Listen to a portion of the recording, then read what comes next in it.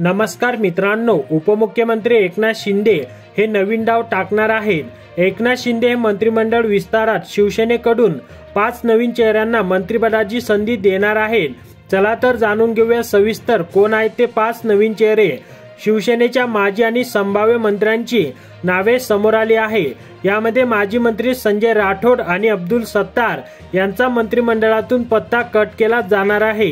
गेल्या मंत्रिमंडळात गुलाबराव पाटील, शंभूराज देसाई, उदय सामंत, तानाजी सावंत, दादा भुसे, दीपक केसरकर यांच्याकडे मंत्रिपदे देण्यात आली होती। आता भरत गोगावले, संजय शिरसाट, प्रताप सरनाईक, अर्जुन खोतकर, विजय शिवतारे या 5 जणांना मंत्रिपदाची संधी दिली जाण्याची शक्यता आहे। या 5 नवीन चेहऱ्यांपैकी भरत गोगावले हे कोकणातले आहेत।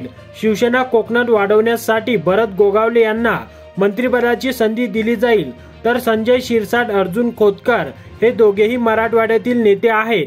मराठवाड्यात पक्ष विस्तारासाठी त्यांची मोठी मदत होणार आहे। तसेच प्रताप सरनाईक हे ठाणे तर विजय शिवतारे हे पश्चिम महाराष्ट्रातील आहेत। या दोघांचाही जिल्ह्यात पक्ष विस्तारासाठी फायदा होईल, यासाठी मंत्रिपद दिले जाणार आहे।